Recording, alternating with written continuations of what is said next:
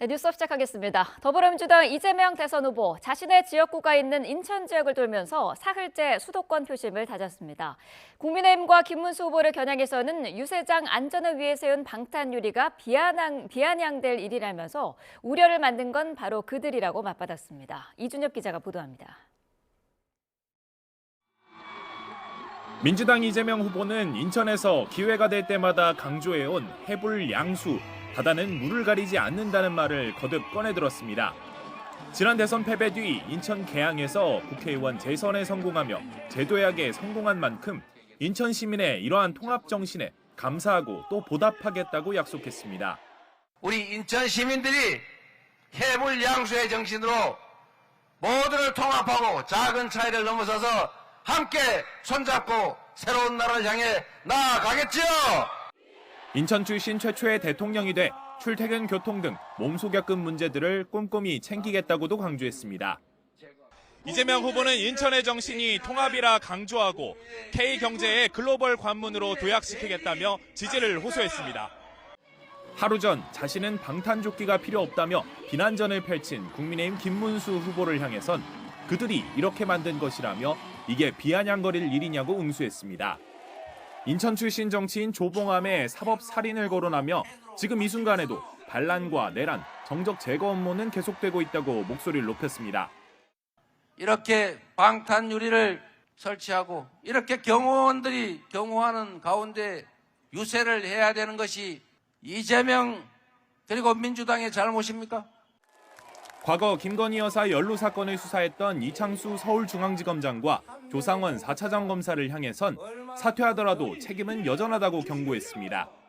현저하게 공정성을 훼손하고 정치적으로 편향된 검찰권 행사에 대해서는 사퇴를 하더라도 책임을 면할 수 없다라는 점을 좀 지적하고 싶습니다.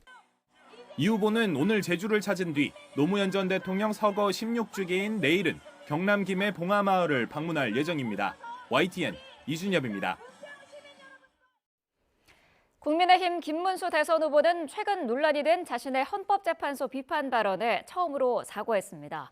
또 경기 북부 지역을 찾아 교통 개선과 경제 발전도 약속했습니다. 박정현 기자가 보도합니다. 지난주 김문수 후보는 박근혜, 윤석열 등 전직 대통령에 대한 연이은 만장일치 파면 결정을 공산국가에서나 하는 일이라며 헌법재판소를 맹비난했습니다. 이에 헌재 판결에 불복하는 것 아니냐는 비판이 제기됐는데 나흘 만에 열린 토론회에서 관련 질문이 나오자 표현이 과격했다며 사과했습니다. 그 부분은 제 표현이 좀 격하고 과했는데 비판한 것은 잘못이라고 생각하고 저는 하여튼 일단 헌법재판소의 판결을 존중합니다. 지지율 격차를 해소할 특단의 방법으론 개혁신당 이준석 후보와의 단일화를 꼽았고 한국 정치에선 제3당이 잘되기가 어렵다며 결국 함께할 거라고 전망했습니다.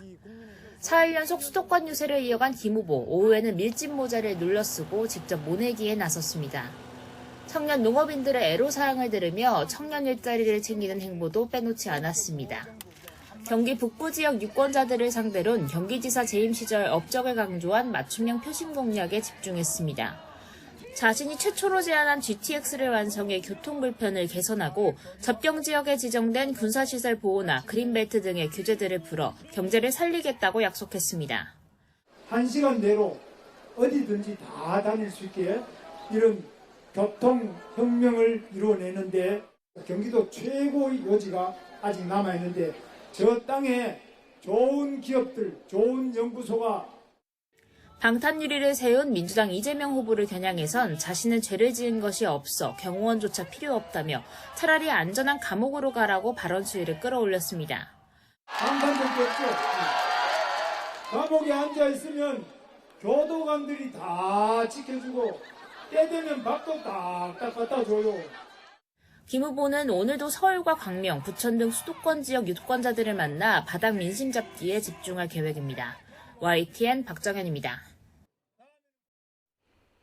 네, 국민의힘이 개혁신당 이준석 후보를 향해 연일 단일화 러브콜을 보내고 있지만 진척을 이루지는 못하고 있죠.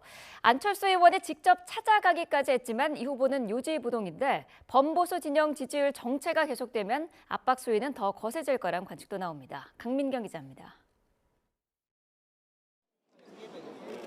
대학생들과 점심을 먹고 있는 개혁신당 이준석 대선 후보 앞에 안철수 의원이 나타났습니다. 국민의힘 공동선거대책위원장으로서 김문수 후보와의 단일화를 설득하기 위해 이 후보 유세 현장의 모습을 드러낸 겁니다. 깜짝 회동의 분위기는 대체로 화기애애했습니다. 언론에 얘기가 많이 나오는 게 뭐 단일화니 이런 얘기다 보니까 제가 또 원래 단일화하면 연관 검색어가 또 안철수 대표님 아닙니까? 이에 안 의원은 조심스럽게 범보수 단일화의 필요성을 꺼냈지만 좀 진솔하게, 예. 솔직하게 조언을 좀 드리고 싶은 부분도 있고 해서 이 후보는 단일화는 없다는 뜻을 굽히지 않았습니다. 오히려 국민의힘 지도부와 대선 후보, 중진 의원까지 발벗고 나서는 상황에 불쾌감을 드러내기도 했습니다. 제가 이제 단일화 앵무새들이라고 계속 얘기하는데 저는 단일화에는 전혀 관심이 없고 개혁신당에선 친윤계가 차기 당권을 미끼로 이준석 후보를 회유하려 한다는 폭로도 나왔습니다. 대선 뒤 친한동훈계의 당권을 뺏기지 않기 위해 이 후보를 허수아비로 내세우려 한다는 주장인데 김문수 후보로의 단일화가 전제인 만큼 대응하지 않겠다는 입장입니다. 완주 의지를 다진 이 후보는 일강인 민주당 이재명 후보를 향한 공세에 더욱 집중했습니다. 이재명 후보가 성남시장 시절 설립을 추진했던 성남시 의료원을 찾아 운영 실태를 점검하는 등 저격수를 자처하는 모습입니다. 하지만 여러 여론조사에서 이준석 후보의 지지율은 한 자릿수대를 벗어나지 못하고 있습니다. 일단 이준석 후보 측은 독자적인 지지 기반을 더 다져간다는 방침이지만 투표용지 인쇄가 시작되는 오는 25일 전까지 보수 진영의 단일화 압박은 더 커지리란 관측이 나옵니다. YTN 강민경입니다. 윤석열 전 대통령이 파면 뒤 첫 공개 일정으로 부정선거를 주제로 한 영화를 관람했습니다. 영화 제작진은 이번 대선에서 이해할 수 없는 결과가 나오면 불복 운동을 할 거라는 입장이라 음모론 확산 우려도 제기됩니다. 김다연 기자가 보도합니다. 윤석열 전 대통령이 영화관에 들어서자 연호가 이어지고 지지자들의 손엔 부정선거 너만 몰라란 글귀가 적힌 빨간 풍선이 들려 있습니다.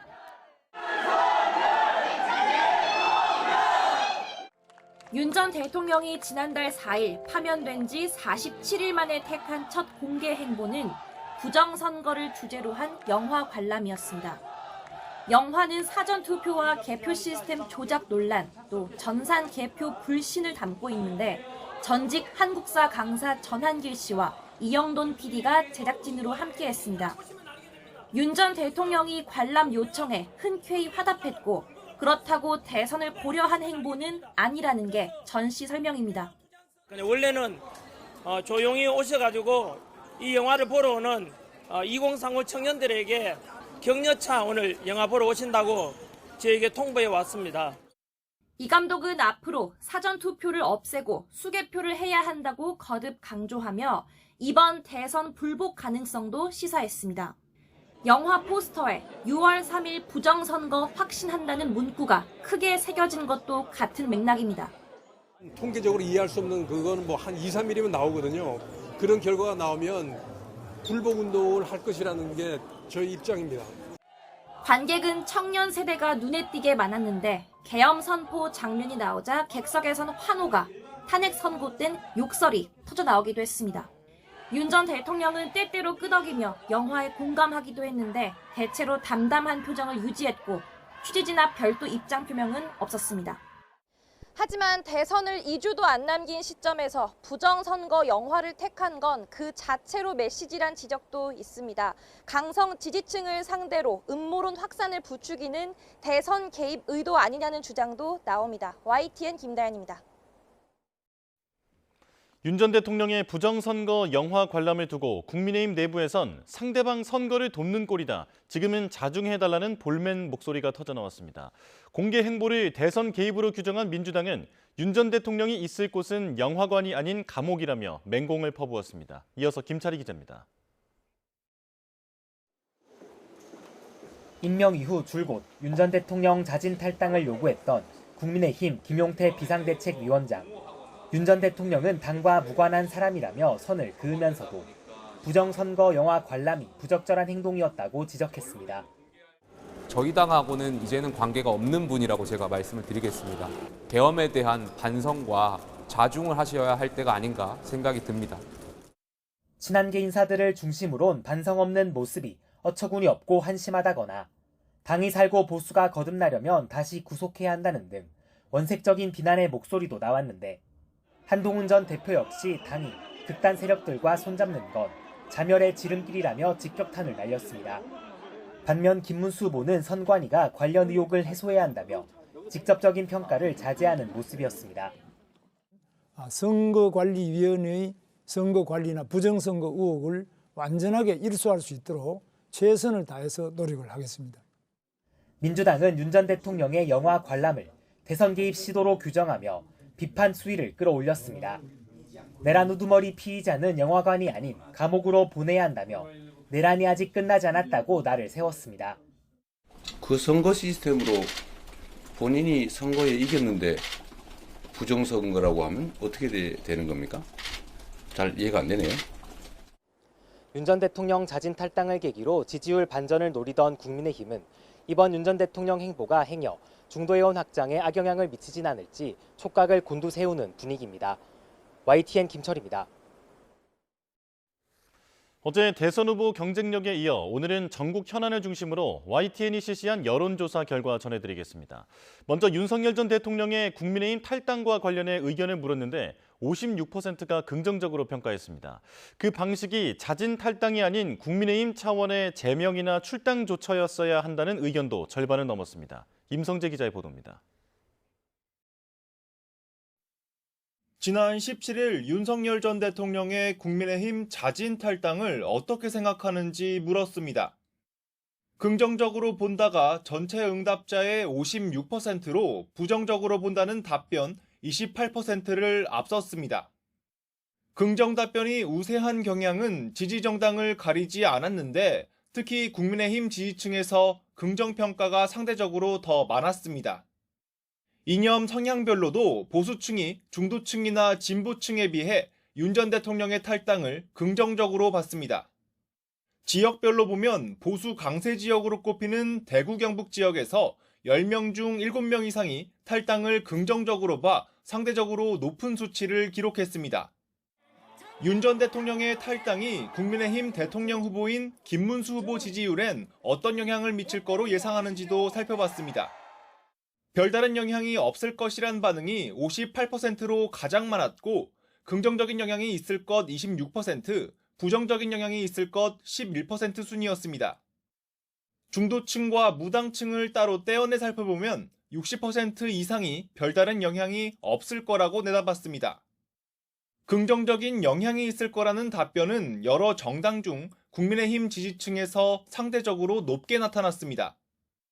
이념 성향별로는 보수층, 세대별로는 70세 이상에서 긍정 영향을 전망하는 응답이 비교적 많았습니다. 이번 탈당으로 국민의힘과 윤 전 대통령의 관계가 어느 정도 정리됐다고 보는지도 질문해봤습니다. 충분히 정리됐다는 답변은 34%인 반면 53%는 당 차원에서 제명 출당시켰어야 한다고 응답했습니다. 이념 성향에 따라 반응은 엇갈렸는데 보수층에선 62%가 충분히 정리됐다고 봤지만 중도층 65%와 진보층 78%는 제명 출당이 필요했다 판단했습니다. 국민의힘 지지층과 더불어민주당 지지층 사이에서도 상반된 경향이 나타난 건 마찬가지였습니다. 세대별로는 70세 이상을 제외하곤 제명 출당이 필요했다는 답변이 우세했고 40대, 50대 순으로 이 같은 경향이 높았습니다. YTN 임성재입니다. 건진법사 전성배 씨의 김건희 여사 청탁 의혹을 수사하고 있는 검찰이 통일교 전 고위 간부 측에서 구입한 샤넬백 2개가 김 여사 최측근에게 전달된 증거를 포착했습니다. 김 여사의 비서가 이 가방들을 다른 샤넬 제품들과 교환하는 과정에서 전달 정황이 드러났는데 검찰은 김건희 여사 최종 전달 여부를 파악하는 데 수사력을 집중하고 있습니다. 양동훈 기자입니다.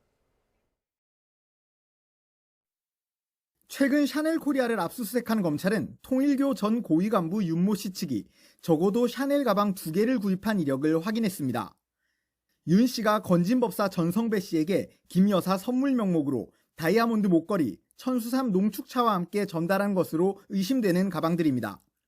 그런데 검찰이 샤넬 제품의 거래 이력을 알 수 있는 고유번호 등을 토대로 조사해보니 이 가방들이 김건희 여사의 최측근 수행비서인 유모 씨에게 전달된 정황이 드러났습니다.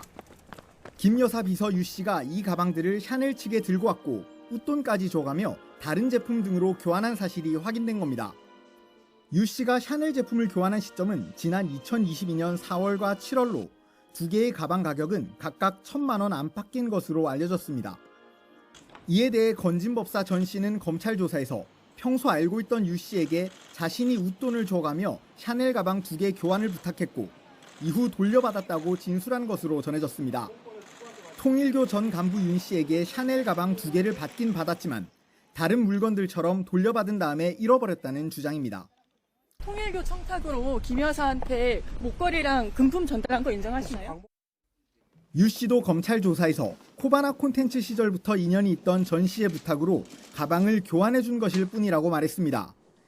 건진법사 전 씨와 김 여사 최측근 유 씨 모두 샤넬 가방 2개의 전달 과정은 인정하면서도 김건희 여사 전달은 없었다. 그저 자신들 사이에 있었던 일이라고 진술한 겁니다. 하지만 검찰은 코바나 콘텐츠 시절부터 대통령실까지 긴 시간 김 여사를 수행한 유 씨가 보고도 없이 가방을 받고 교환까지 했다는 진술은 신빙성이 떨어지는 것으로 보고 있습니다. 검찰은 유 씨가 교환한 샤넬 제품들이 김 여사에게 전달됐는지를 확인하는 데 수사력을 집중하고 있습니다. YTN 양동훈입니다. 윤석열 전 대통령 부인 김건희 여사의 도이치모터스 주가 조작 연루 의혹을 재수사하는 검찰이 김 여사 휴대전화를 확보했습니다. 주가 조작 의혹과 관련해 김 여사에 대한 강제 수사가 이뤄진 건 이번이 처음입니다. 박기환 기자가 보도합니다. 서울고등검찰청 도이치모터스 주가 조작 의혹 재수사팀이 김건희 여사 휴대전화에 압수수색 영장을 집행했습니다. 서울 남부지검이 건진법사 의혹과 관련해 이미 확보하고 있던 휴대전화를 넘겨받은 겁니다. 주가 조작 의혹으로 김 여사에 대한 강제 수사가 이뤄진 건 이번이 처음입니다. 앞서 서울중앙지검은 김 여사가 도이치모터스 주가 조작 범행에 돈을 대는 전주 역할을 했다는 의혹을 두고 4년 넘게 수사한 뒤 지난해 10월 불기소 처분했습니다. 하지만 김 여사를 대상으로 한 차례의 강제 수사도 하지 않는 등 연루 의혹 규명에 소극적이었다는 지적이 이어졌고 지난달 재수사가 결정됐습니다. 재수사팀은 일단 김 여사의 휴대전화를 분석해 주가 조작 가담 여부 등 정황을 확인할 것으로 보입니다. 하지만 앞서 서울 남부지검이 휴대전화 비밀번호를 풀지 못한 것으로 알려진 데다 10년도 더 된 주가 조작 당시 정황이 얼마나 남아있을지는 미지수입니다. 검찰은 이후 유죄를 확정받은 권오수 전 도이치모터스 회장과 당시 주가 조작 선수 등을 불러 김 여사의 연루 여부 등을 추궁할 것으로 전망됩니다. YTN 박견입니다. 심우정 검찰총장은 검찰 고위직의 동반 사의에 대해 흔들림 없이 역할을 수행하겠다고 밝혔습니다. 당사자들은 건강상의 이유 등을 들었지만 사의를 표명한 배경을 두고 해석이 분분합니다. 김명수 기자입니다. 검찰 고위직이 함께 사의를 표명한 다음 날 심우정 검찰총장이 출근길에 취재진 앞에 섰습니다. 검찰은 어떠한 경우에도 흔들림 없이 역할을 수행할 것이고 또 총장으로서 그렇게 일선을 지휘하겠습니다. 사직이 뒤따르는 걸 포함해 자칫 뒤숭숭해질 수 있는 조직을 다잡으려는 의도로 보입니다. 최대 규모 검찰청의 지검장과 특별수사를 지휘하는 4차장의 갑작스러운 사의 표명인 만큼 내부적으로 파장을 우려하는 분위기도 있습니다. 민주당 주도의 탄핵소추로 직무가 정지됐다가 복귀한 검사들이 대선을 코앞에 두고 자리를 내려놓기로 했다는 점에서 그 배경에도 관심이 쏠립니다. 이창수 지검장은 탄핵소추로 몸도 마음도 지친 상태라고 했지만 대선 결과에 따라 생길 수 있는 불이익을 우려했다는 해석이 나옵니다. 보복성 인사부터 법무부 감찰, 더 나아가서는 특검 수사까지 고려했을 거라는 분석입니다. 실제로 도이치모터스 주가 조작 사건을 제대로 수사하지 않아서 김건희 여사를 무혐의 처분했다는 게 이 지검장과 조상원 4차장의 탄핵소추 사유 가운데 하나였습니다. 두 사람의 퇴직 예정일은 21대 대통령 선거일 하루 전인 다음 달 2일인 것으로 알려졌는데 당분간 주요 사건 수사와 공소 유지에 차질이 불가피해 보입니다. YTN 김영수입니다. 네, 대선 전국 이슈 자세히 짚어보겠습니다. 이창근 국민의힘 하남을 당협위원장, 이동학 전 더불어민주당 최고위원과 함께하겠습니다. 어서 오십시오. 안녕하세요. 네. 자, 이제 대선이 12일 남았습니다. 먼저 민주당 상황부터 짚어보면 어쨌든 각종 여론조사상으로는 이재명 후보의 지지율이 떨어지지 않고 있는 상황인데 지금 민주당 캠프에서 가장 경계하는 게 자만이라고 하더라고요. 어떤 네. 분위기인가요? 그러니까 뭐 자만과 오만 이런 것들로 인해서 오히려 지지층이라든가 이런 낙관을 하게 되면 투표장에 나오지 않을 수도 있다. 이런 네. 이제 경계 심리가 좀 있는 것이고요. 거꾸로 지금 상대방이 오히려 민주당의 저런 오만한 태도에 결집할 수도 있는 여지를 또 주는 거 아니냐. 네. 이런 것에 대한 우려가 있고 이것은 단순히 우리가 선거를 한다는 차원이 아니라 이 내란이나 계엄 그리고 탄핵 반대, 그러니까 국민의 상식에 완전히 벗어났고 특히나 또 위헌적인 어떤 그런 행태들을 명확하게 심판을 해야 되는데 이번에 심판을 못하게 되면 이것은 민주당의 손해뿐만 아니라 이 대국가적인 엄청난 손해일 뿐만 아니라 국민들에게도 엄청난 실망감을 드릴 수밖에 없기 때문에 네. 저희들이 이것을 철두철미하게 준비를 좀 해야 되고 살얼음판 걷는 심정으로 선거운동에 임하자 이런 의미입니다. 이재명 후보도 계속 투표해달라 연일 강조를 하고 있는데 사실 득표율도 중요하지만은 전체 투표율도 중요하지 않겠습니까? 네, 전반적으로 투표율이 많이 올라가야 네. 그거를 또 국정 동력 삼아서 지금 국민들께서 원하시는 개혁 의제라든가 이런 것들의 동력을 좀 확보할 수가 있는 거거든요. 네. 그런 차원에서 투표율이 낮아지면 또 정통성, 정당성 이런 것을 또 상대방들이 공격할 수도 있고 그렇기 때문에 네. 좀 최대한 많은 국민들께서 나와주셔서 이번 선거에서의 정통성, 정당성을 역사적으로 잘 만들어주시기를 그렇게 기대하고 있습니다. 네, 이재명 후보는 어제도 방탄 유리에 둘러싸여서 유세를 했는데요. 김문수 후보의 비판에 대해서 이렇게까지 맞는 게 누구 잘못이냐. 지금도 정적 제거 음모가 계속되고 있다라고 말을 했습니다. 국민의힘 입장에서는 어떻게 들으셨습니까? 잘못된 표현이죠. 이렇게 된 게 국민의힘 남의 탓을 하는데 그건 아니죠. 본인이 비호감도가 가장 높은 정치인 중에 하나잖아요. 그래서 그거는 남의 탓을 돌리기보다 네. 방탄유리라고 방탄복을 입는 것은 본인의 선택이라 저는 생각해요. 네. 그리고 그것을 유권자가 판단하시면 된다고 생각해요. 다만 이 말씀을 드리고 싶어요. 정말 목숨을 잃을 뻔했던 박근혜 전 대통령 같은 경우도 그러한 테러를 겪었지만 방탄유리나 방탄복은 하지 않았어요. 네. 그리고 우리나라 경찰 경우가 굉장히 강합니다. 하지만 어저께 보니까 방탄유리가 이제 6겹으로 쌓이고 네. 현직 대통령 경우보다 더 삼엄하게 하더라고요. 그래서 더 강화됐다는 걸 볼 수 있는데 본인의 선택입니다. 선택이고 네. 저는 하지만 남의 탓을 하지 마라.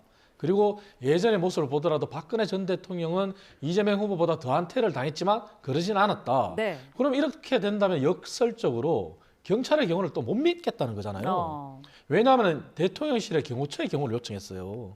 대통령실의 경호처의 경우는 사실 법령상 네. 해당 사항이 안 돼요. 그리고 대통령실의 경호처의 경우는 지금 현재 대통령 권한 대행을 또 경호를 하고 있습니다. 경호처도 굉장히 난색을 표했다 하더라고요. 왜냐하면은 민주당에서 요청을 했다면은 그럼 국민의힘에도 요청을 해야지만 형평성에 따라서 검토는 해볼 수 있다 정도지 사실은 대통령 경호에 관한 업무는 대통령 후보에 대한 경우는 없어요. 네. 현직 대통령이나 전직 대통령 그리고 외국의 국가 원수가 왔을 때 그때 경호를 나가는 것이지 그래서 지금 하는 것은 유권자가 정말 현명하게 판단하시면 되고 본인의 자유다. 하지만 너무 과한 것도 좀 문제는 있다 저는 이렇게 봅니다. 네. 앞서서 저희가 그래픽으로도 보여드렸습니다만은 이재명 후보와는 반대로 국민의힘 김문수 후보는 경호 인력을 해달라 이렇게 요청을 했습니다. 지금은 40명 정도인데 6명만 남기고 모두 철수해달라고 했거든요. 민주당 입장에서는 어떻게 보고 계세요? 그러니까 저거를 정치적으로 지금 활용을 하고 있다라고 공격을 하면서도 또다시 정치적으로 활용하는 듯한 그런 모습이에요. 네. 며칠 전에 민주당사 이 100m 인근에서 칼을 들고 있었던 사람들 현장에서 체포됐거든요. 그리고 지난해와 지지난해 이재명 이 지금 후보도 목에 칼을 맞을 뻔했고요. 칼을 맞고 실제로 이제 병원에 입원하기도 했고 또 국민의힘의 배현진 의원도 돌로 지나가다가 이 돌로 머리를 맞았잖아요. 네. 이런 식의 백색 테러 이런 것들이 막 일어나는 그런 상황이 좀 자연스러운 현상은 아니라고 생각합니다. 누구든지 그런 위험에 처해질 수가 있는 것이고요. 미국 같은 경우는 트럼프 총도 맞았잖아요. 그리고 실제로 지금 유럽에서도요. 사람들이 분개하고 어디 풀 데가 없으면 정치인을 공격을 합니다. 네. 그렇기 때문에 이 부분은 민주주의에 대한 공격이고 이 민주주의의 공격을 의욕을 그냥 아무렇지도 않게 그냥 이렇게 생각을 하면 당연히 민주주의는 무너질 수밖에 없는 것이죠. 그리고 최근에는 또 뭐 무슨 2km 사격거리를 할 수 있는 그런 총도 막 밀수됐다고 하는데 이 밀수됐다는 것도 말이 안 되지만 실제로 그런 것에 대비를 안 할 수는 없는 노릇이에요. 그렇기 때문에 벌어지고 난 다음에 이미 뭐 이 상황이 끝나는 거기 때문에 이것은 반드시 철두철미한 대비 이런 것들을 해야 되고 무엇보다도 정치인들의 말이 너무나 자극적이고 상대방을 조롱하거나 비난하거나 이런 수위가 너무 높으면 사실 국민들도 흥분하게 돼 있어요. 그래서 네. 그러한 지점이 결국 말로 끝나는 것이 아니라 행동까지 옮겨지게 됨으로써 정치인들 스스로가 위험해지는 그런 상황에 처하게 되거든요. 네. 그런 것들은 좀 차분하게 다시 돌아갈 필요가 있다 봅니다. 네, 이재명 후보는 일부 언론에 대한 비판도 계속해서 이어가고 있습니다. 가짜 뉴스 문제를 계속해서 지적하고 있더라고요. 네, 이것은 어제 오늘 일의 문제가 아니죠. 네. 그러니까 언론에서는 해석도 하고 그 팩트를 체크하기 위한 노력들도 해야 되는데 이른바 김용태 이 비대위원장께서 이 커피값 120원 이 너무 너무 비싸게 판다. 이 비싸게 판다라는 말은 하질 않았어요. 근데 이 부분에 대해서 그러면 이 부분을 하지도 않은 말인데 왜 그거를 따옴표를 쳐가지고 마치 이재명 후보가 한 것처럼 썼습니까? 라고 물어봐야 되잖아요. 근데 그런 거 없이 마치 그 하나의 주장을 그냥 그대로 다 연결해가지고 그런 네. 것이냐 보도를 한단 말입니다. 그러면 그것에 대한 정확한 사실관계를 본인의 SNS나 아니면 당의 계정으로 다시 확인을 해줘야 되는 문제가 생기는 거죠. 그러니까 이를테면 언론에게도 조금 더 이 게으른 면보다는 조금 더 취재나 이런 것들을 좀 성실하게 좀 해줄 것을 요구를 하고 있는 것이고요. 또 오히려 정치인들이 그런 것들을 좀 활용해가지고 막 하는 측면들도 있으니 네. 그것에 대해서 분명한 이제 체크를 해야 되는 거죠. 만약에 그게 안 된다 그러면 무기는 우리의 SNS 이거밖에 없는 거예요. 그 얘기를 하고 있는 겁니다. 네, 말씀하신 그 SNS 부분이요. 이재명 후보가 지지자들에게 카톡 댓글이라든지 이런 거를 많이 달고 SNS를 활용을 해서 많이 좀 소통을 해달라. 그러면서 SNS가 자신의 목숨줄이다 이렇게까지 표현을 했더라고요. 어떻게 들으셨습니까? 이재명 후보의 언론관을 정확히 볼 수 있는 대목이죠. 왜냐하면은 그간에 사실 이재명 후보가 뭐 개딸이라고 하는 강성 지지층의 도움도 많이 받았지 않습니까? 그리고 이재명 후보는 언론과 관련해서 이렇게 발언을 하는 거 보면은 극히 일부 언론이라고 이렇게 강하게 얘기해요. 그럼 본인이 정치 보복을 안 하겠다고 했지만 사실 정치 보복을 하겠다는 그러한 의사로도 비칠 수 있거든요. 네. 이재명 후보가 SNS 의존하고 정치인으로서 SNS를 활용하는 거는 좋아요. 인정을 해요. 하지만 언론도 아마 정상적인 언론이라면 언론의 보도 프레임이라는 건 있지만 그것을 언론이 보도하는 방향, 초점을 어디에 맞추느냐의 문제거든요. 네. 하지만 거짓을 보도한다고 저는 생각을 안 해요. 본인이 했는 말을 가지고 보도를 하면은 다 거짓이다 이렇게 얘기한단 말이에요. 정확히 커피도 원가 120원이라는 얘기를 했어요. 그리고 닭 한 마리 5만 원 팔아서 3만 원 남긴다. 60%의 수익률이 도대체 어디 있습니까? 소상공인 자영업자가 정말 경악을 금치 못할 일이죠. 그런 얘기를 했어요. 그리고 아니라고 얘기하고 그런 걸 보도를 하면은 언론이 진실을 왜곡했다 이렇게 얘기한단 말이죠. 그리고 일산대교도 마찬가지예요. 일산대교 무료화 관련해서는 법원의 판단이었어요. 네. 근데 본인이 연설 때 어떻게 했습니까? 현 정부라 그랬다가 문제가 되니까 국가를 상대로 한 얘기라고 이렇게 수습한단 말이죠. 이렇게 해놓고 언론의 보도 프레임을 가지고 언론이 보도를 어느 방향에, 언론의 방향에 따라서 보도를 하면 그걸 가지고 거짓이다. 거짓을 보도하는 언론 없잖아요. 저희 국민의힘 입장에서도 일부 언론에 대해서는 그 보도 프레임이 저희가 불편한 부분도 있어요. 하지만 그걸 가지고 저희는 거짓 보도라고 얘기는 하진 않아요. 그래서 언론은 존중할 필요가 있다. 그리고 SNS를 활용하는 건 좋지만 SNS가 어떻게 다 진실이 될 수 있습니까? 지금 유튜브와 관련해서도 강성 유튜버의 피해를 저희 당도 보고 있지 않습니까? 네. 그래서 이러한 부분은 이재명 후보의 언론관이 정말 위험하고 좀 수정돼야 된다. 저는 그렇게 봅니다. 네. 국민의힘 상황도 짚어보겠습니다. 김용태 비대위원장이 김건희 여사와 관련한 국민 우려를 헤아리지 못했다면서 사과를 했습니다. 당에서 이런 사고를 공식적으로 한 거는 처음 있는 일인데 당내 전반적으로 공감대가 형성돼 있다고 보면 될까요? 당연합니다. 지금은 김문수 후보가 스포트라이트를 받아야 될 때인데 네. 사실 그간에 윤석열 전 대통령이나 김건희 여사가 스포트라이트를 받았단 말이죠. 그것도 저희 당이 유도한 게 아니라 본인들이 그렇게 유도를 했어요. 네. 그리고 늦었지만 김건희 여사의 과거의 행동이나 그런 무리한 부분들에 대해서 국민들이 굉장히 불편해하셨잖아요. 당연히 사과를 드리는 게 맞죠. 그리고 여사에 대한 검증 이런 네. 부분도 이번 기회에 공인이고 여사는 어쨌든 대통령이 되고 난 다음에는 더 막중한 책임을 가지는 그런 자리잖아요. 네. 그래서 그러한 부분도 공개 검증을 하자 하는 게 음. 저희 당의 공식적인 그런 입장이고 공통된 네. 의견이에요. 하지만 그런 부분에서 저희가 사과를 했고 진일보했다고 생각합니다. 하지만 민주당 입장에서는 그때는 맞고 지금은 틀리다는 입장으로 바뀌었어요. 그 말씀은 뭐냐면은 지난 2022년 1월 30일로 기억합니다. 정확하게 당시에는 김혜경 여사가 검증을 해야 된다. 후보가 영부인이 될 사람뿐만 아니라 가족들도 검증을 해야 된다. 이렇게 네. 인터뷰를 했어요. 그때는 아마 본인이 유리한 입장에 서서 그런 제안을 했는지 모르겠지만 이번에 저희가 그런 제안을 했더니 이번에는 거절했어요. 그래서 네.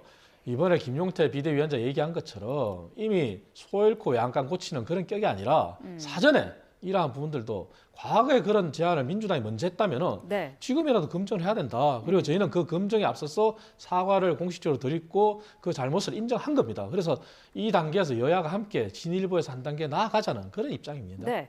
영부인 검증 문제에 대해서 민주당이 그때는 맞고 지금은 틀리다라는 입장이다라고 지적을 해주셨는데 어떤 입장이신가요? 이게 지금 이미 며칠 지나면서 희화화되기 시작했습니다. 장모님도 검증해야죠.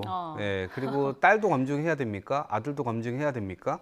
이런 여러 가지 문제점들이 일단 있고요. 네. 그다음에 공인이라고 할 수는 없죠. 그러니까 정확하게 우리가 공무 단임 이 사람을 뽑는 것이기 때문에 그 사람에 대한 검증을 철저히 하고 다만 김건희 여사처럼 무슨 양평 고속도로 땅 무슨 고속도로를 휘어지게 한다는 그런 의혹도 제기되고 또 명품백 주가 조작 이런 것들 다 무마되고 이러한 부분들에 대해서 스스로들을 반성해야 하려면 그걸 명확하게 국민들 앞에 보여주려면 김건희 여사 특검법부터 발의를 해야 돼요. 그래야만 이게 앞뒤가 맞는 것이고요. 또 지금 김문수 후보의 배우자는 지금 배우자 그 팀도 안 만들었다고 그래요. 그러니까 자기는 아무런 문제가 없기 때문에 이걸 안 만든다? 그렇게 안 만들어서 망한 게 김건희 여사입니다. 그렇기 때문에 아무런 통제나 관리 대상 자체를 하지 못하다 보니까 결국 남편도 본인이 대통령이면서도 아무런 이 관리를 하지 못하지 않았습니까?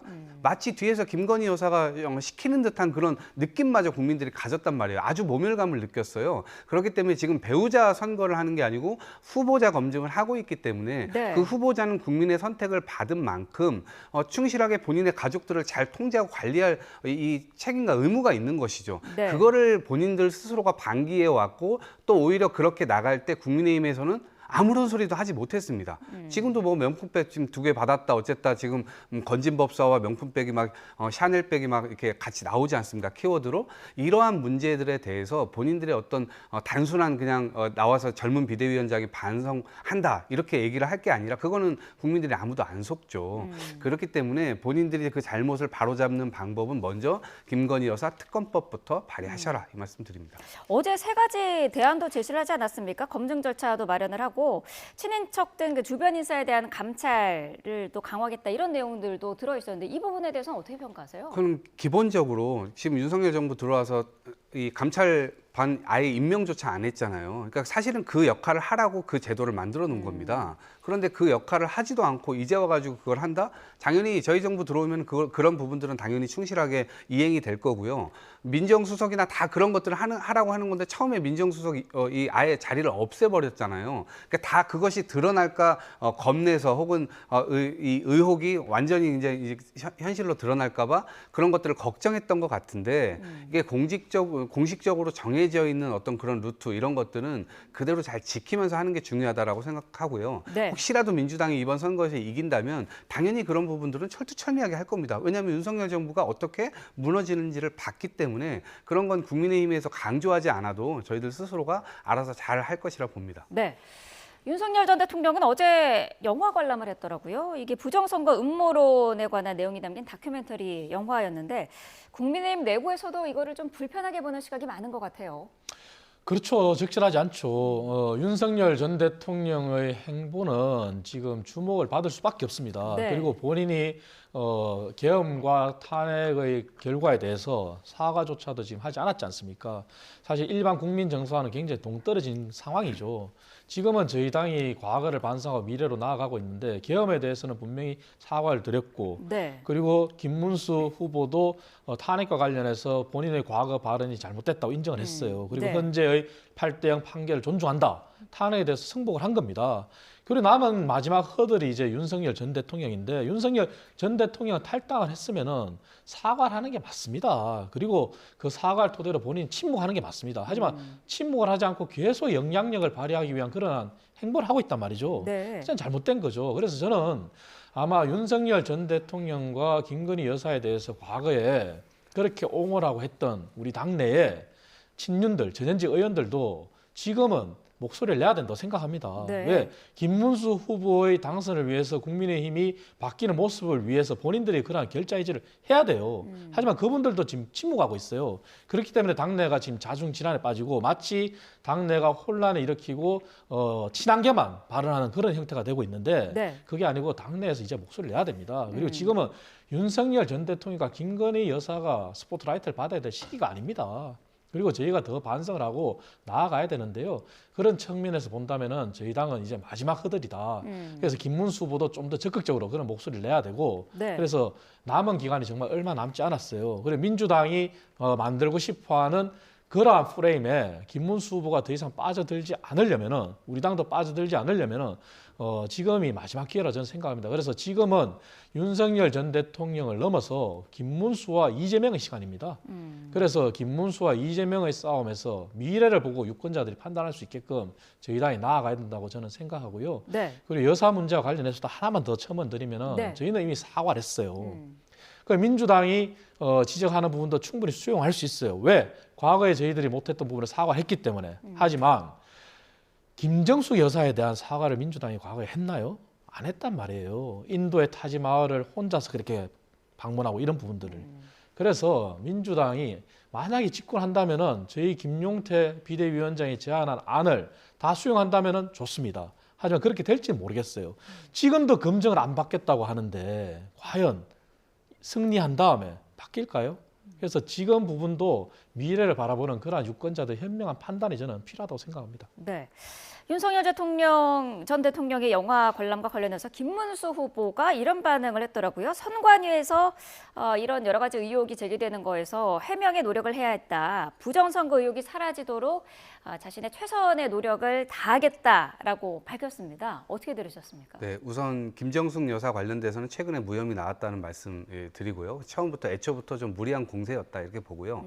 지금 김문수 후보가 저렇게 이야기하는 것이나 아니면 당에서 나오는 메시지도 당 지도부가 얘기하는 것도 일단 강력한 규탄이 나와야 돼요. 그런데 그냥 아주 연하게 솜방망이 정도의 이 말을 갖고 나와가지고 이미 탈당하신 분이다. 우리는 언급할 이유가 없다. 이런 식으로 그냥 뭔가 되게 눈치를 보는 듯한 느낌을 갖는단 말이죠. 윤석열 전 대통령이 저렇게 영화관에 나오면 저는 어제 어떤 생각이 들었냐면 우리 편인가? 저분은 완전히 우리 민주당 1호 당원인가? 아무래도 이 조경태 의원도 그 1호 당원이냐 뭐 이런 얘기를 했더라고요. 그래서 이런 것들을 보면 참 진짜 국민의힘엔 도움이 안 되는 사람 같다 이런 생각들을 많이 하게 됐고요. 그럼에도 불구하고 국민의힘에서는 그런 것들을 강력 규탄하지 못하는 이유가 여전히 저는 국민의힘의 주류가 이제는 자유통일당으로 완전히 바뀌었다 이렇게 보고요. 윤석열 전 대통령도 자유통일당의 메시지와 완전히 일치된 그러한 행보를 지금까지 보여왔습니다. 그리고 김문수 후보 역시도 자유통일당의 초대 당대표예요. 그리고 최근에 구주화 후보라고 자유통일당의 이 대선 후보를 냈었는데 그분이 그냥 그만두면서 김문수 후보 지지 선언까지 했습니다. 그리고 저는 오히려 이 부정선거라는 영화가 나와서 말인데 이건 저는 약간 이번 대선에 혹시라도 마지막에 변수가 있다면 저거 부정선거를 증명하기 위해서 이번에 의도적으로 부정선거를 만들지 않을까 이게 좀 걱정이 돼요. 그래서 대선 자체의 이 신뢰성이라든가 이런 것들을 완전히 오염시키는 어떤 시도가 일각에서 벌어지게 되지 않을까 이게 좀 네. 우려가 되거든요. 저는 선관위에서 이런 부분 철두철미하게 국민들의 어떤 선택이나 이런 것들이 오염되었다, 역사적으로 이건 정통성이 없다 이런 식의 공세를 받을 가능성이 있는 일련의 행동들이 혹시라도 일어나지 않도록 최선을 다해서 철두철미하게 좀 막아야 된다 이렇게 봅니다. 네. 그렇기 때문에 그 지점에 대해서는 저희 민주당 역시도 굉장히 예의주시하고 있다는 말씀드립니다. 의도적으로 부정선거를 만들 시도까지 우려를 조심스럽게 하셨는데 어떤 의견이신가요? 아유, 그거는 말도 안 되는 얘기고요. 부정선거는 사실 여야가 모두가 반성해야 됩니다. 뭐냐면은 지금 마치 이번 탄핵 과정을 거치면서 윤석열 전 대통령 때문에 부정선거가 계엄을 할 수밖에 없었던 그런 하나의 이유로 제시됐는데 네. 민주당이 지적한 부분 맞아요. 지금 현재 시스템대로 윤석열 전 대통령이 선거를 치렀고 당선도 됐습니다. 그리고 윤석열 전 대통령 시기에 선관위의 문제점에 대해서는 보완도 했어요. 네. 그리고 선관위라는 거는 전제전능하지 않기 때문에 선거 시스템은 지속적으로 보완해야 되는 것도 맞아요. 그러한 부분에 여야가 같이 힘을 기울여야 돼요. 하지만 민주당도 역으로 거슬러 올라갔을 때 2022년도 대선 때도 민주당이 스스로 또 부정선거 얘기를 했어요. 지금 여야가 모두가 지금 반성해야 되는 게 본인들이 선거를 지면은 부정선거예요. 본인들이 이기면은 부정선거 얘기를 안 해요. 이런 면에서는 여야가 모두 반성해야 돼요. 그리고 우리나라 선거관리위원회는 헌법기관이잖아요. 네. 헌법을 준수한다면 여야가 이러한 프레임에서 스스로가 이제 더 이상 이런 용어도 쓰면 안 된다고 저는 생각해요. 네. 그래서 선관위는 그 정도 책임을 가지고 자정 노력을 기울여야 되고요. 다만 선관위 시스템에 보완을 해야 된다는 건 저희는 이미 얘기를 했어요. 선관위원장이 지금 겸임을 하고 있잖아요. 네. 이러한 부분은 어떤 책임 소재나 책임감 문제에서 좀 문제가 있다. 그래서 겸임 부분은 좀 풀어보자. 이런 걸 저희가 먼저 제안을 했어요. 네. 그런 부분은 이제 여야가 머리를 맞대야 되는데 민주당이 지금 다수당이잖아요. 그런 부분에서 전향적으로 나오질 않는 거예요. 그리고 선관위의 직원들이 사실은 채용 비리도 있었잖아요. 그래서 선관위의 인사도 보면은 좀 고여 있는 물이 많아요. 뭐냐면은 인사이동이 그렇게 활발하게 일어나지 않는 것이 또 선관위예요. 그런 부분을 함께 보완하는 노력을 기울이는 게 맞지 부정선거를 어떻게 조작을 합니까? 그래서 그거는 말도 안 되는 거고요. 그리고 하나와 자유통일당 관련해서 제가 우리 이동학 최고위원 말에 웬만하면 제가 반박을 잘 안 하는데 네. 자유통일당은 저희 당과 분명히 다릅니다. 다르고 자유통일당 인사가 저희 당에 들어오는 것 자체도 저희가 막은 것도 있고요. 그리고 지난 2020년까지 거슬러 올라갑니다. 그때 당시에 저희가 정광훈 목사와 정말 이거는 극우룹 세력과 거리를 둬야 된다. 네. 그래야 당이 산다 이런 노력을 했었고 이 부분도 이번 탄핵 과정을 거치면서 어떻게 좀 가까워진 거지 자유통일당과 저희 당은 결코 같이 갈 수 없고 다른 당이다. 네. 그리고 당내에 정말 건전한 목소리를 내는 사람들이 지금 굉장히 많다 이런 말씀드리겠습니다. 알겠습니다. 자, 안철수 의원이 어제 이준석 개혁신당 후보 유세장을 직접 찾아갔습니다. 일단 두 사람 만나서 분위기는 좋았던 것 같은데 이준석 후보는 달라진 건 없다. 여전히 단일화에는 선을 긋더라고요. 그렇습니다. 이준석 후보는 아마 이번 대선이 본인의 정치 생명과 직결됐다고 생각할 거예요. 네. 본인이 그렇게 친윤들, 윤핵관들한테 핍박을 받으면서 쫓겨났었고 그래 창당을 해서 본인이 지역에서 성공을 했잖아요. 네. 그리고 본인이 이번에 두 자릿수 득표를 한다면은 아마 보수의 대체제라고 자기가 주장한 것처럼 그렇게 될 수 있다고 생각할 거예요. 그렇기 때문에 이준석 후보는 끝까지 간다 하는 거지만 사실은 정치는 또 생물이거든요. 네. 그래서 본인의 그것은 지지율과 연결돼 있어요. 그래서 지지율이 지금처럼 조금씩 올라간다 네. 한다면은 이준석 후보의 어떤 그런 결단이 더 탄력을 받겠지만 본인의 지지율이 정체되는 모습을 보인다면은 본인도 보수 안에서 또 범보수잖아요. 네. 그리고 본인이 국민의힘 안에서 개혁을 지향했던 사람으로서 또 본인의 개혁 신당에 또 한계도 있잖아요. 그런 부분에서 한 번은 또 판단할 시기가 올 거라고 저는 생각을 해요. 네. 그 모든 게 지지율에 연결돼 있다. 그래서 그 전까지는 본인이 끝까지 최선을 다하는 모습을 보이겠죠. 그래서 본인 스스로 입으로 단일화를 꺼내지도 않을 것이고 단일화에 대한 입장을 바꿀 수도 없는 거겠죠. 예. 지금 단일화 효과를 볼 수 있는 데드라인으로 두 가지가 나오고 있는데 1차 데드라인 시한이 25일 본투표 용지 인쇄하기 전, 그러니까 며칠 남지 않았습니다. 지금 그게 1차 데드라인이고 2차 데드라인이 28일 사전투표 용지가 현장에서 인쇄되기 때문에 이 날까지를 마지막 데드라인으로 보고는 있는데 이때까지 단일화 성사 가능성이 있다고 보시나요? 저는 그렇게 높지 않다고 봅니다. 네. 지금 김문수 후보가 사라졌어요. 대통령 후보 지금 도대체 누구랑 경쟁하는지 모르겠어요. 이 국민의힘의 이 대선 후보 경선에서도 한덕수로 시작해서 한덕수로 끝났거든요. 그러니까 그 상황 자체가 너무나 아니란 거예요. 지금도 무슨 단일화다, 명품백이다, 윤석열 부정선거다, 자유통일당이다, 전광훈이다.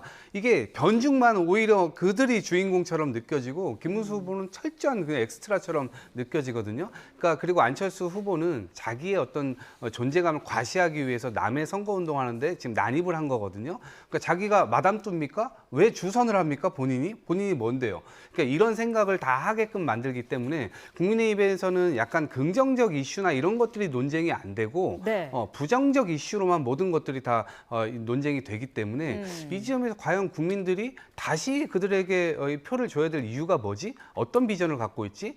야당 욕하고 그다음에 이재명 후보 비판하고 이런 걸로만 지금 이 시간을 지금 다 보내고 있는 상황이기 때문에 도대체 왜 이렇게까지 망가졌는가 이 의심을 하지 않을 수가 없습니다. 네, 자 오늘 두 분 말씀 여기까지 듣도록 하겠습니다. 이창근 국민의힘 하남을 당협위원장, 이동갓 전 더불어민주당 최고위원과 함께했습니다. 고맙습니다.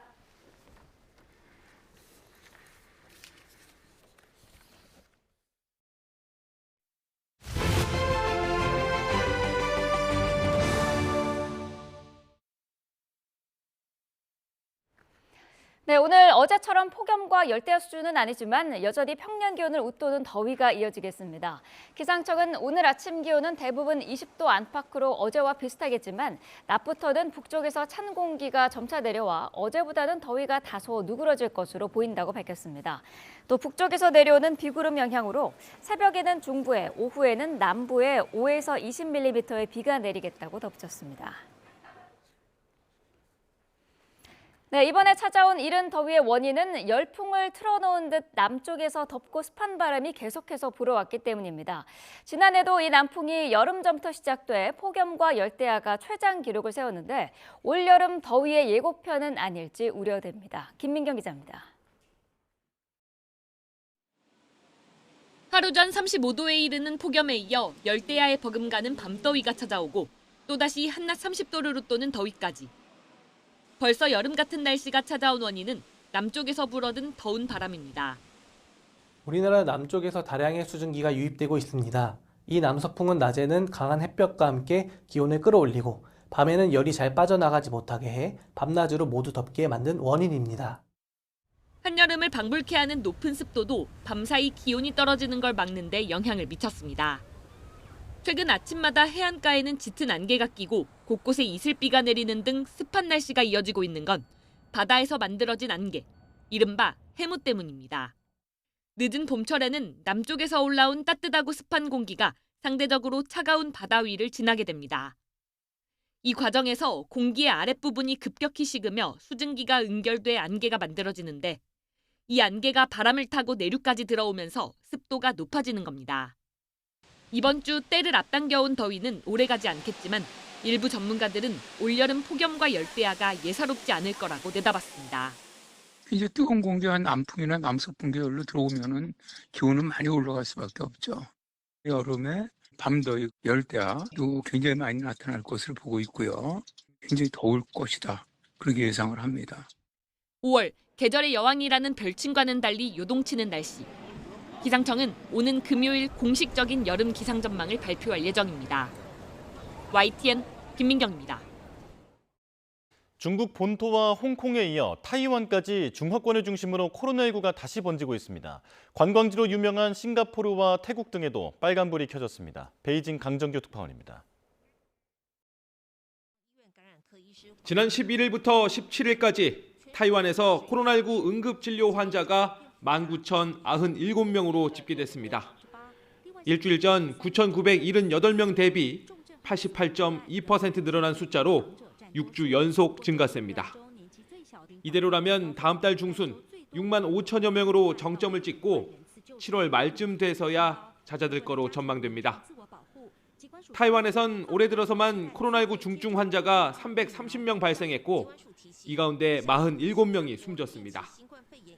대부분 65살 이상 만성 질환자로 변이 백신을 추가 접종하지 않았다는 게 보건당국의 설명입니다. 在邻近的中国、香港、新加坡也都看到疫情有快速的上升哈，所以预估整个夏季在我们这个亚太地区都会是新冠疫情的高点。 최근 홍콩에선 코로나19 중증 환자 81명 가운데 40%인 30명이 사망한 거로 집계됐습니다. 확진율도 13.7%를 기록해 1년 만에 최고치를 찍었습니다. 중국 본토 양성률도 지난 3월 말 7.5%에서 이번 달 초 16.2%로 2배 넘게 뛰었습니다. 目前呢，它的变异株吧叫 XDV1，传染性还是强的，致病力就相对弱一些。 1년 만에 확진자 집계를 재개한 싱가포르에선 지난주에만 14,200명이 감염된 거로 나타났습니다. 지난달 연례 최대 물축제가 벌어진 태국의 환자 수도 3만 3천여 명, 일주일 사이 갑절로 늘었습니다. 전문가들은 팬데믹 종식 이후 국경 개방과 낮은 백신 접종률을 재확산의 배경으로 꼽고 있습니다. 베이징에서 YTN 강정규입니다. 네, 보신 것처럼 중화권과 동남아 지역에서 코로나가 급속히 번지는 양상인데요. 국내 상황은 아직까지는 안정적입니다.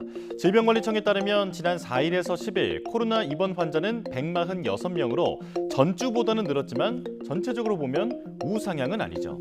하지만 우리나라도 올여름 충분히 유행할 수 있다는 경고가 나옵니다. 우선 현재 확산세가 거센 지역들, 우리와 인접해서 교류가 많은 곳이죠. 코로나 유행은 주변 국가와 동조하는 경향이 있는 만큼 우리나라도 다음 달부터 환자가 늘어날 수 있다는 전망입니다. 또 갑자기 무더워진 날씨도 변수인데요. 잘 알려진 것처럼 코로나는 밀폐된 공간에서 감염이 쉽게 일어나는데 더운 날씨에 창문을 닫고 에어컨을 켜면서 집단 감염이 발생할 우려가 있습니다. 지난해 맞은 백신의 효능도 지금쯤 사라졌을 가능성이 있는데요. 백신 종류에 따라 유효기간이 6개월에서 1년 정도로 추정되기 때문입니다. 이마저도 지난해 가을부터 실시한 고위험군 백신 접종률은 50%도 안 되죠. 통상 호흡기 바이러스는 춥고 건조한 계절에 확산하지만 최근 코로나는 유행 주기가 여름철과 겹쳤는데요. 질병청은 마스크 착용과 손 씻기, 거리 두기 같은 방역 수칙을 다시 지킬 때가 됐다며 가장 중요한 건 백신 접종이라고 강조합니다. 애초 4월 30일까지였던 고위험군 무료 백신 접종 기간도 6월 30일까지 연장됐는데요. 아직 접종하지 않은 분은 꼭 병원에 들르시는 게 좋겠습니다. 네, 최근 대출을 빙자한 보이스피싱이 기승을 부리고 있습니다. 한 푼이 아쉬운 서민층을 노려 싼 이자로 유인하는 사기 행각인데요. 당하지 않으려면 어떤 점에 유의해야 할지 이형원 기자가 알려드립니다. 최저금리와 정부 지원, 넉넉한 한도까지 당장 급전이 필요한 서민이 혹할 수밖에 없는 광고인데 모두 가짜입니다. 인터넷이나 SNS에 노출한 이런 허위 광고를 보고 연락이 오면 은행 상담사인 척 접근합니다. 은행 이름이 박힌 그럴싸한 명함과 정교하게 꾸며진 대출 신청 서류로 상대를 감쪽같이 속입니다. 이 과정에서 악성 앱을 깔도록 유도하는데 이마저 실제 은행 앱이나 보안 앱과 거의 비슷합니다. 대출 신청 절차가 끝나면 낮은 신용 점수나 기존 대출 상환을 이유로 선입금을 유도합니다. 말씀드린 대로 대출 기록을 전부 다 삭제해드리고 신용도를 회복해드리는 절차이기 때문에 일단은 선생님 800만 원 한 번, 650만 원 한 번, 1,450만 원 이렇게 처리할게요. 이런 사기에 당한 피해액은 한 사람 평균 1,800만 원에 달합니다. 경기 침체로 관련 피해가 급증하고 있는 건데 올해 1분기에만 1,900명 가까이 당했습니다. 전체 보이스피싱 피해자 10명 가운데 4명꼴로 1년 전보다 30% 남짓 늘었습니다. 이에 금융감독원은 소비자 경보를 발령하고 대응 요령을 안내했습니다. 금융회사는 대출 과정에서 절대로 어플리케이션 설치를 요구하지 않고요. 그럴 때는 무조건 거절하시고 대출 절차를 중단하셔야 됩니다. 대출 승인 명목으로 선입금을 요구하면 이건 100% 보이스피싱입니다. 또 인터넷 광고를 보고 대출을 신청한다면 금감원 홈페이지에서 등록업체 여부를 확인해야 한다고 당부했습니다. 이미 속아 돈을 이체했다면 최대한 빨리 경찰에 신고하고 돈을 보낸 금융회사에 연락해 지급 정지를 요청해야 합니다. YTN 이영훈입니다. 서울 성동경찰서는 그제 입점 업체들의 판매 대금을 정산하지 않은 채 영업을 중단한 혐의로 온라인 쇼핑몰 알레츠 박성혜 대표를 검찰에 넘겼습니다. 박 대표는 알레츠의 자금 사정이 불안정하다는 사실을 속이고 제품 판매를 중개하거나 신규 입점 계약을 체결해 판매 대금 262억 원을 받아 가로챈 혐의를 받습니다. 가상화폐 대장주 비트코인이 10만 9,500달러를 기록하며 사상 최고가를 경신했습니다. 미국 가상화폐 거래소 코인베이스에서 미 동부 시각 오전 11시 5분 기준 비트코인의 계단 가격은 24시간 전보다 4.6%가 오른 10만 9,500달러에 거래됐습니다. 기존 비트코인 최고가는 지난 1월 21일에 기록했던 10만 9,300달러대입니다. 이는 최근 가상화폐 시장을 둘러싼 긍정적인 소식이 가격에 긍정적 영향을 미친 것으로 풀이됩니다. 미국 20년물 국채 입찰에서 수요 부진이 확인되자 미국이 재정 적자를 감당하기 힘들 거라는 우려가 팽배해지면서 뉴욕 증시 3대 지수가 동반 하락했습니다. 뉴욕 증권 거래소에서 우량주 중심의 다우존스 30 산업평균지수는 전장보다 816.8포인트, 1.91% 급락한 41,860.44의 거래를 마감했습니다. 대형주 중심의 S&P 500지수는 전장보다 95.81포인트, 1.61% 내려앉은 5,844.61, 기술주 중심의 나스닥 종합지수는 270.07포인트, 1.41% 내려간 18,872.64의 장을 마쳤습니다.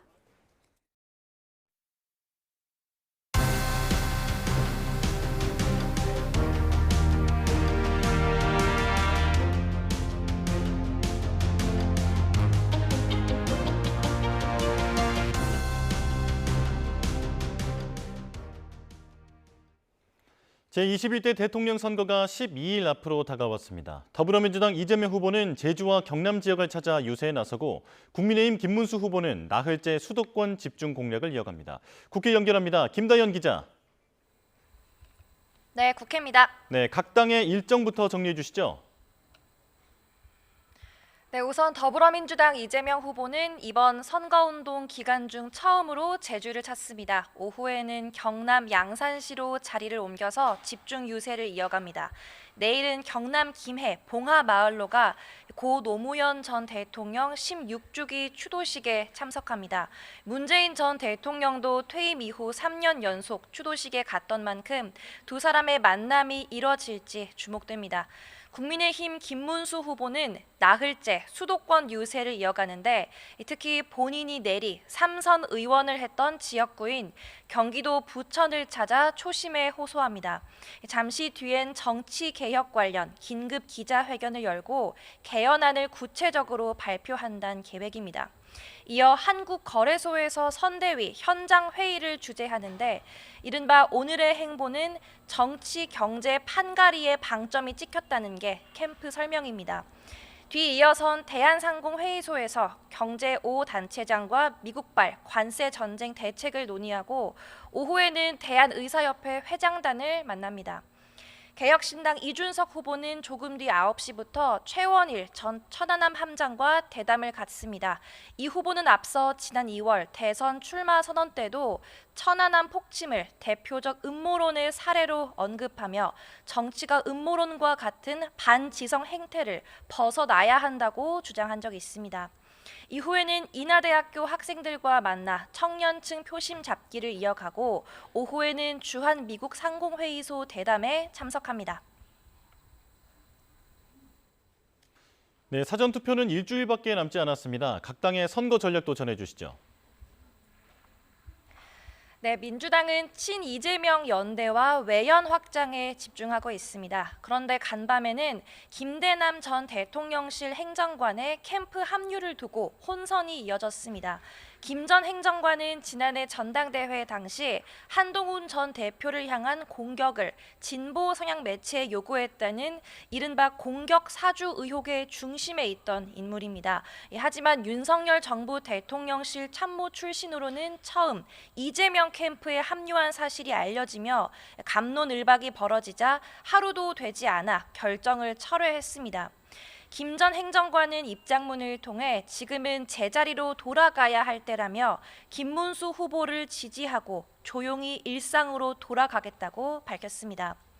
이재명 대표는 최근 유세 현장에서 즉흥 연설을 늘리는 모습입니다. 이에 캠프 관계자는 YTN에 방탄 유리 등으로 소통에 제한이 있어서 메시지 강도나 단어 선택이 세지는 것 같은데 말 실수는 없었지 않냐며 지지층 결집에 효과가 있을 거로 평가했습니다.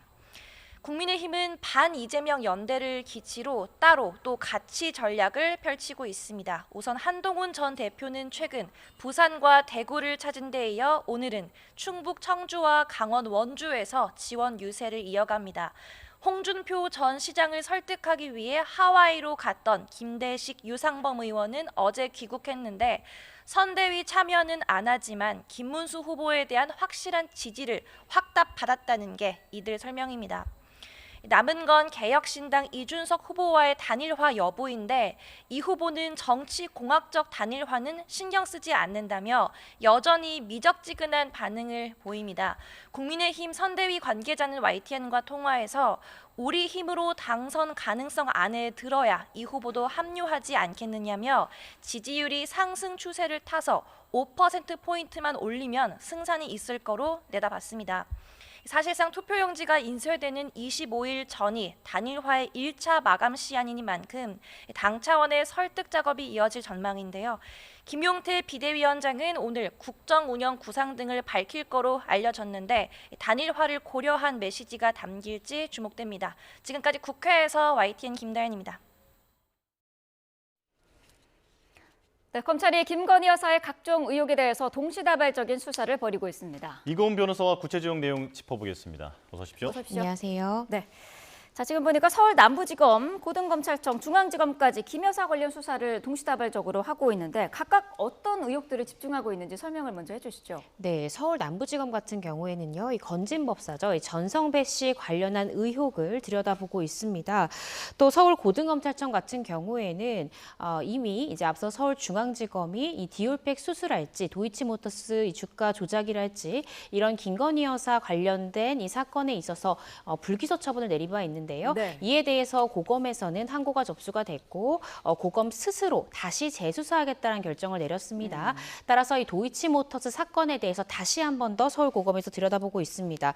그리고 서울중앙지검 같은 경우에는요, 이 공천 개입 의혹을 들여다보고 있는데 대표적인 사건으로는 지금 윤석열 전 대통령이 대선 당시에 이 명태균 씨로부터 무상의 여론조사를 제공을 받았고 그에 대한 대가로 김영선 전 의원의 이 공천에 개입했다라는 등의 의혹을 들여다보고 있습니다. 네, 이렇게 세 가지로 정리를 해주셨는데 서울 남부지검의 목걸이 또 샤넬백 수사부터 살펴보겠습니다. 자, 지금까지 검찰이 파악하고 있는 이 샤넬백의 이동 경로는 어떻게 됩니까? 네, 일단은 아직까지도 검찰은요, 그 샤넬백이 어디에 갔는지 행방은 찾지 못하고 있습니다. 일단은 통일부의 이 전 간부라고 알려진 윤모 씨는 나는 이 김건희 여사 선물용으로 이 건진법사 전성배 씨에게 샤넬백, 뭐 천수삼, 다이아몬드 목걸이 등등을 건넸다라고 진술했고요. 이에 대해서 전성배 씨는 내가 받은 것은 맞지만 김건희 여사에게 주지 않았고 잃어버렸다라고 최초에는 진술했습니다. 그 이후에 검찰에서는 이 샤넬 코리아를 압수수색을 했고요. 이 고가의 제품인 만큼 제품 번호마다 1년 번호가 부여가 됩니다. 추적을 해봤더니 해당 이 샤넬백을 최초에 구입했던 사람은 이 통일부 전 간부 윤모 씨의 처제로 밝혀졌고요. 이 물건이 지금 김건희 여사의 수행비서 유모 씨가 두 차례 심지어 웃돈을 주고 교환을 한 것으로 그렇게 나왔습니다. 이러한 이 압수수색의 결과를 토대로 다시 전성배 씨를 검찰은 소환을 해서 조사를 했고요. 이 부분에 대해서 최초에는 전성배 씨가 아무런 진술을 하지 않고 잃어버렸다라고만 진술하다가 내가 유모 씨에게, 즉 김건희 여사의 이 수행비서에게 전달한 것은 맞다. 그런데 이것은 내가 다른 용도로 쓸 목적으로 이 수행비서 유모 씨에게 이 백을 내가 스스로 이 웃돈을 지급을 하면서 바꿔오도록 심부름을 시킨 시켰을 뿐이다라고 진술했고요. 검찰에서는 이 수행비서 유모 씨에 대해 소환 조사했습니다. 그런데 유모 씨도 현재까지는 전성배 씨의 진술과 동일한 취지의 진술을 하고 있는 상황이고 그렇다라고 한다면 전성배 씨가 다시 받았다는 것인데 네. 이 해당 백이 그럼 어디 있느냐라는 검찰의 질문에 대해서는 내가 은신처를 계속해서 바꾸다 보니 그 과정 중에서 잃어버렸다라고 진술함으로써 천수삼, 목걸이 그리고 샤넬백까지 모두 다 잃어버렸다라는 것이 전성배 씨의 입장입니다. 김 여사 모르게 자기들끼리 한 일이라는 게 그 수행비서, 김 여사 수행비서와 건진법사 전성배 씨의 진술인데 이 두 사람이 어쨌든 일치된 진술을 하고 있는 거 아니겠습니까? 그런데 검찰이 의심을 하고 있는 이유는 어디에 있을까요? 일단은 제가 앞서 말씀드렸듯이 첫 번째는요. 전성배 씨의 진술이 번복이 됐죠. 네. 처음에는 유모 씨에게 줬다라는 진술도 없었습니다. 자신이 받은 것은 맞지만 잃어버렸다라고 단순히 진술을 하다가 샤넬 코리아의 압수수색을 근거로 해서 검찰이 물적 증거를 들이대니까 그제서야 유모 씨, 즉 김건희 여사 측에 이 수행비서에게 준 것은 맞지만 내 심부름 차원에서 내가 시킨 것이다라고 진술이 굉장히 중요한 부분에 대해서 변경이 됐습니다. 뿐만 아니라 6천만 원 상당의 다이아몬드 목걸이도 잃어버리고 샤넬백도 1,000만 원 이상의 지금 해당 물품일 것으로 지금 예상이 되는데요. 네. 이런 고가의 가방까지도 모두 잃어버렸다는 것이 이게 상식에 비추어서 납득되지가 않죠. 네. 또한 유모 씨는 김건희 여사와 굉장히 가까운 사이입니다.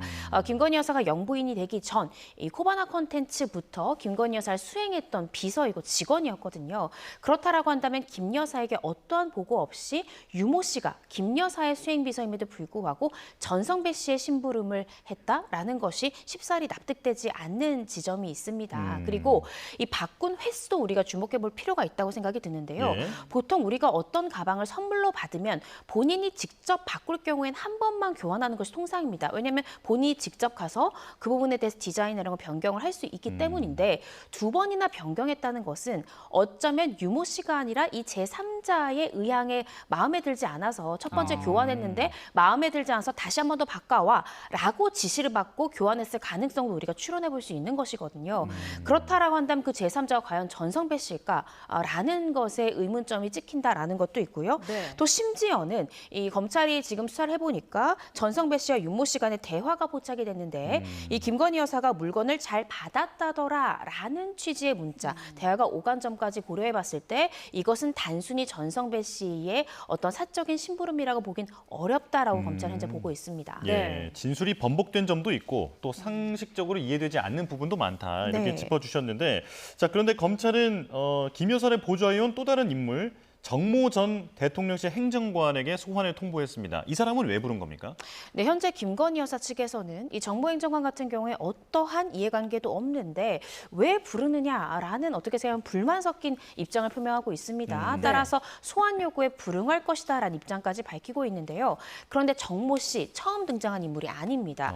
지난해 7월 국회 법사위 자리에 최재형 목사가 이 디얼백 수수 현장에 누가 있었느냐라는 질문을 장경태 의원이 한 바 있는데요. 이때 최 목사가 이 현장에는 김건희 여사 제외하고 2명의 비서와 총 3명이 있었는데 그 비서에 유모 씨와 정모 씨가 있었다라고 이야기를 했습니다. 예. 따라서 그만큼 지금 고가의 이 디올백 수수 현장에도 같이 있었을 만큼 유모 씨뿐만 아니라 정모 행정관 또한 굉장히 김건희 여사와 가까운 인물이다라는 점에서 아마 이 샤넬백 수수 관련해서 검찰이 확인해보고 싶은 지점이 있었을 가능성이 있다라는 생각이 들고요. 두 번째 추측점은 어쩌면 이 유모 행정관 수사 과정 중에 유모 씨가 정모 행정관을 뭔가 언급한 진술이 있었기 때문에 사실 여부를 확인할 가능성이 있고요. 세 번째는 전성배 씨와 유모 씨 간의 이 대화뿐만 아니라 이 정모 씨 간의 대화가 예를 들어서 나왔다라고 한다면 네. 이 부분에 대한 사실 확인도 필요할 수 있기 때문에 현재 검찰로서는 아무 실익도 없는 수사를 할 필요는 없습니다. 따라서 분명히 정모 행정관도 이 지금 샤넬백 수수 관련해서 어떠한 진술을 할 만한 가치가 있는 참고인이라고 생각이 들기 때문에 소환하는 것이 아닐까라는 생각을 조심스럽게 해봅니다. 네. 자, 서울고검 상황도 알아보죠. 도이치모터스 주가 조작 의혹에 대한 재수사에 들어간 상태인데 건진법사 수사팀이 확보한 휴대전화에 압수수색 영장을 집행을 했더라고요. 네, 그렇습니다. 현재 이제 김건희 여사에 대한 휴대전화를 가지고 있는 곳은 바로 서울 남부지검입니다. 네. 서울 남부지검에서는 많은 분들 기억하시겠지만 얼마 전에 이 전성배 씨의 다이아몬드 목걸이 의혹 등을 규명하기 위해서 그 다이아몬드 목걸이, 천수삼, 또 이 고가의 샤넬백 등의 행방을 찾기 위해서 김건희 여사의 자택 등을 압수수색한 바 있고요. 그때 다수의 김건희 여사의 휴대전화가 압수된 바 있습니다. 따라 서울 고검에서는 이 김건희 여사의 휴대전화를 좀 확인하기 위해서 현재 휴대전화가 지금 소지하고 있는 곳이 서울 남부지검이기 때문에 검찰이 검찰을 압수하겠다라는 취지의 이제 영장을 공교롭게도 받은 거죠. 왜냐하면 현재 가지고 있는 곳이 남부지검이기 때문입니다. 그렇지만 과연 이것이 유의미한 증거일지 그 부분은 좀 지켜봐야 될 것 같습니다. 왜냐하면 현재 나오는 보도 내용에 따르면 다수의 휴대전화를 확보하긴 했지만 그중에 일부는 이 김건희 여사가 관절을 나오면서 새롭게 바꾼 휴대전화이기 때문에 어떠한 유의미한 증거가 없다라고 지금 전성배 씨 관련한 의혹 수사에도 크게 어떠한 영향을 미칠 만한 것은 없다라고 지금 보여지는 부분이 있고요. 또 심지어 지금 도이치모터스 같은 경우에는 10년이 더 지난 사건이기 때문에 어떠한 사람이 이제 휴대전화를 10년간 쓰진 않잖아요. 그렇기 때문에 이번에 확보한 휴대전화가 10년 전에 도이치모터스 관련한 유의미한 증거를 획득할 수 있는 그런 증거 확보 절차인지는 의문이 듭니다. 다만 왜 했을까? 이 부분 살펴보면요. 많은 분들 기억하시겠지만 서울중앙지검장 등 검사 3인에 대한 탄핵소추 사건이 있었고 당시 헌재에서도 이 도이치모터스 사건 관련해서 검찰의 강제 수사가 좀 부족했고 소극적인 수사 태도가 있었다라는 부분 지적했고요. 일각에서도 왜 압수수색 등을 당시에 단행하지 않았느냐라는 비판의 목소리가 있었거든요. 그래서 이제라도 이러한 부족한 점으로 지적된 부분에 대한 하자를 좀 치유하고자 뒤늦게나마 압수수색을 하는 것이 아닌가라는 생각이 들긴 하는데 아마 그 해당 휴대전화를 포렌식한다 하더라도 10년 전 이 도이치모터스 사건에 대한 어떤 유의미한 증거가 나오기는 조금 어렵지 않나라는 생각이 듭니다. 지금 말씀하신 대로 어떤 뭐 유효한 증거가 아니라고 한다면 그럼 앞으로의 수사 방향은 어떻게 되는 겁니까? 네, 지금 서울고검에서 이 재수사 결정을 내린 이유가요. 이미 관련자들에 대해서 유죄 판결이 확정됐다. 따라서 이 관련자들에 대해서 추가 소환할 필요성이 있다라는 이유로 재수사를 결정했습니다. 따라서 사실 제가 아까 말씀드렸듯이 이번 압수수색 같은 경우에는 그간 나왔던 그 비판점들을 좀 해소하고자 하는 시도인 것 같고요. 결국 재수사의 방향은 이 관련자죠. 이 권오수 도이치모터스 전 회장 등 또 혹은 뭐 주가 조작 관련한 일명 선수라고 불리는 이 관련자들을 차례로 소환해서 조사를 하고 혹시 김건희 여사에 대해서는 이전에 수사를 받을 당시에는 전혀 관여한 바가 없다라고 증언했지만 현재는 본인들에 대한 판결이 모두 확정됐기 때문에 그중 일부의 인원이라도 진술의 변경점을 가지고 온다면 이를 기화로 해서 또 다른 방향의 수사를 이끌어낼 수 있지 않을까 싶습니다. 자, 검찰의 수사가 이렇게 전방위적으로 본격화되고 있는 가운데 김건희 여사는 검찰 출석 요구에는 대선 이후에 받겠다라고 지금 이야기를 한 상황인데요. 재소환 여부도 사실 관심인데 대선 전에 추가 소환도 요청할 가능성이 있을까요? 그러기는 조금 어려울 것 같습니다. 어제 나온 일부 보도 내용에 따르면요. 검찰에서 대선 이후에 조사를 하자면서 이 두 번째 이 서면으로 된 출석 이 소환장을 송부하기 전에 김건희 여사 측에 대선 이후에 날짜 몇 가지를 주고 언제쯤 나올 수 있느냐라는 요청했다라는 일부 보도가 나왔습니다. 김건희 여사가 대선 전에 현재는 출석하게 될 경우 대선에 영향을 줄 수 있다라는 이야기도 하고 있지만요. 현재 사법부나 또 검찰 이런 부분에 대해서 어떤 정치권에 관여하는 것이 아니냐라는 또 국민들의 의혹이 있는 상황에서 대선 전에 추가 소환하기는 조금 어렵지 않나라는 생각이 듭니다. 따라서 대선 이후에 소환이 될 가능성이 높고 지금 현재 대선이 얼마 남지 않았잖아요. 그렇다라고 한다면 대선 이후에 출석 일자를 지금부터 조율해야 될 필요성은 분명히 있습니다. 따라서 이 부분에 대한 출석 조율이 물밑에서 이루어지지 않을까 싶고요. 그런데 계속해서 김건희 여사가 침묵을 한다든지 거부를 할 경우에는 서면으로 한두 차례 추가로 소환장을 보내고 그때도 불응할 경우에는 체포영장을 청구할 가능성이 있습니다. 네, 만약에 정말 발부가 된다고 하면 정말 제가 기억하기로는 전례가 없었던 일인 것 같은데 전 영부인을 상대로 정말 체포영장이 집행되는 그런 상황까지도 생각할 수 있는 그런 가능성이 있지 않을까라는 생각이 듭니다. 자, 지금 이 명태균 공천 개입 의혹 이걸 수사하고 있는 곳이 서울중앙지검이잖아요. 네. 그런데 지금 최근에 이창수 중앙지검장이 사의를 표명했기 때문에 지금 앞으로의 수사는 어떻게 되는 것이냐, 이 부분 어떻게 보십니까? 저는 수사에는 큰 영향 없을 것 같습니다. 실제로 네. 이번에 사의를 표명한 사람들 같은 경우에 서울중앙지검장 4차장 검사입니다. 즉 직접적으로 지금 수사를 하고 있는 평검사가 아니죠. 그래서 수사팀에서 실무적으로 지금 현재 수사를 담당하고 있는 검사가 그만둔다면 이 수사에 큰 차질이 생길 수 있겠지만 네. 현재 그 수사를 전반적으로 지휘하고 어떤 결제 라인에 있는 사람들이 그만두는 것이기 때문에 지금 현재 실무를 담당하고 있는 검사들의 수사 방향이랄지 수사 속도에 큰 영향은 없을 것이라고 보여집니다. 네.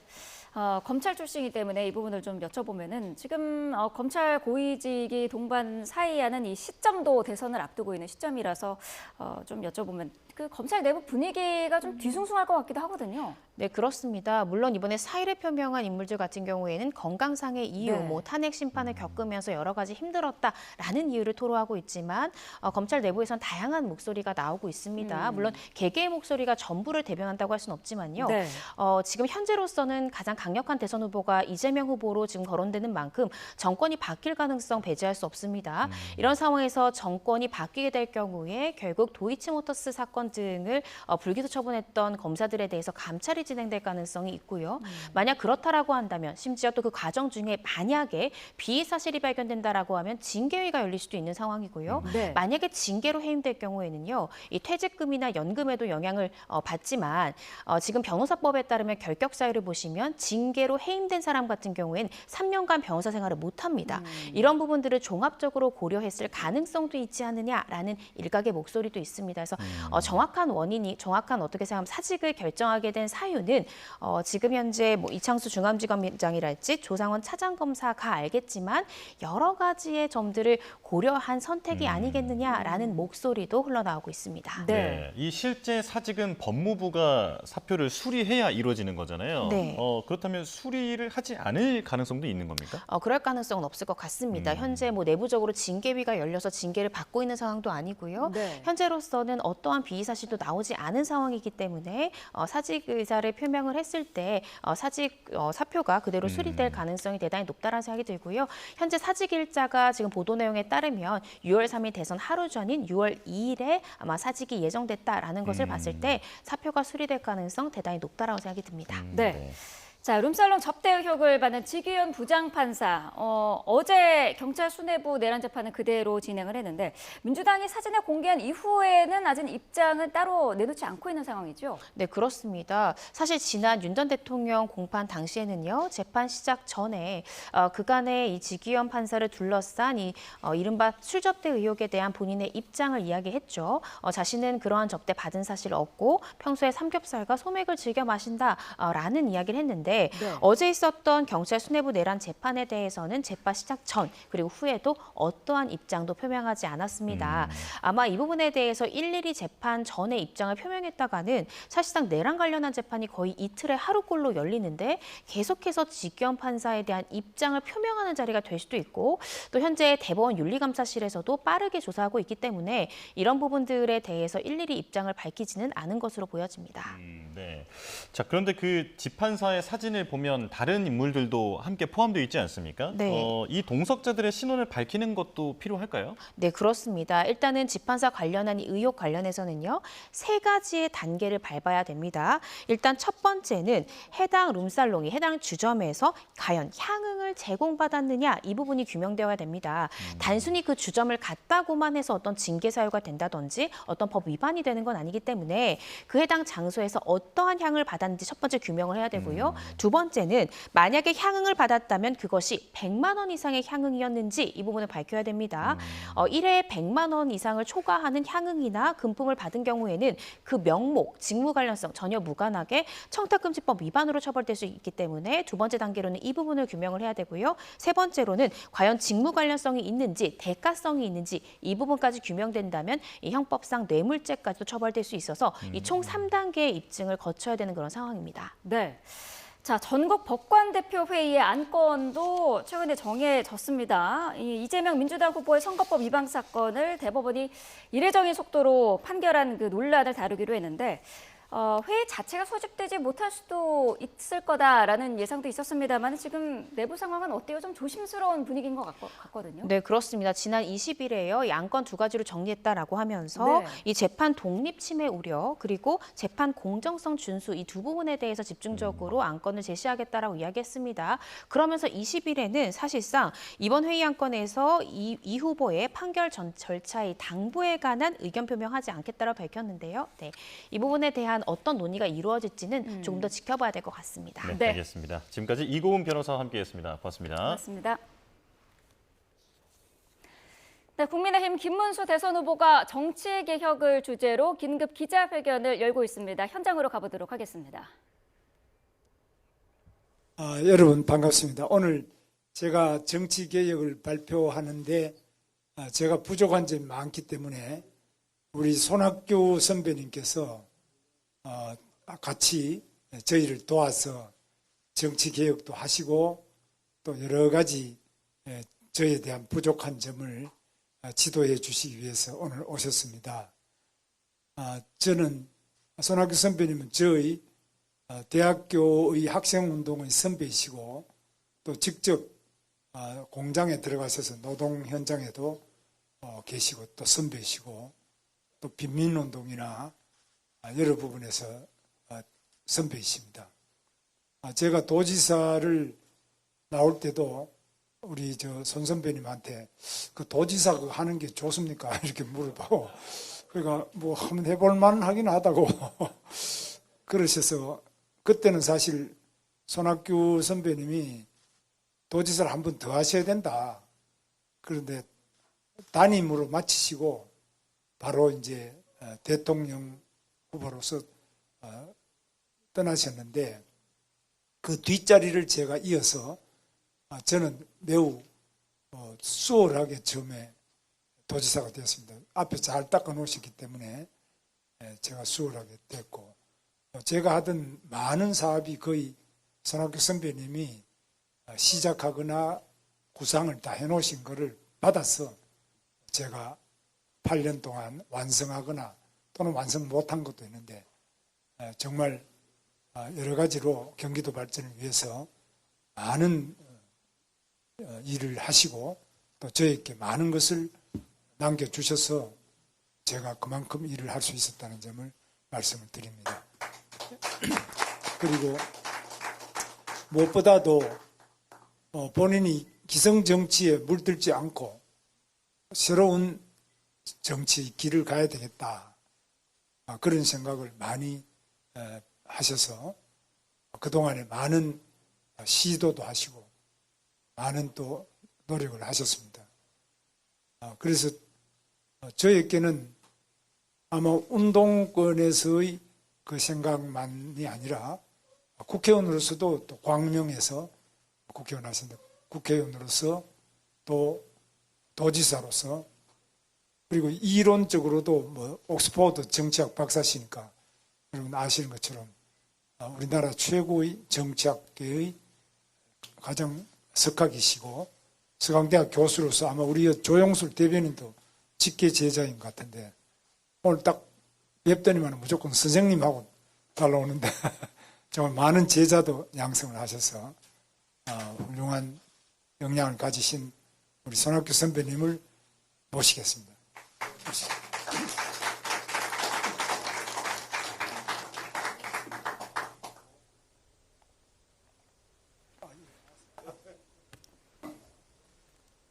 네. 자, 국민의힘 김문수 대선 후보 정치개혁을 주제로 오늘 긴급 기자회견을 열었는데요. 자, 손학규의 구상을 이어받아서 도정 수행을 수월하게 했다라고 밝혔습니다. 자, 조금 전에는 두 사람이 손을 잡고 들어 올리는 모습까지 보셨습니다. 자세한 내용은 들어오는 대로 전해드리도록 하겠습니다. 네, 뉴스업 목요일 순서 마칩니다. 저희는 내일 다시 뵙겠습니다. 네, 뉴스업 목요일 순서는 여기서 마치겠습니다. 내일 다시 뵙겠습니다. 고맙습니다.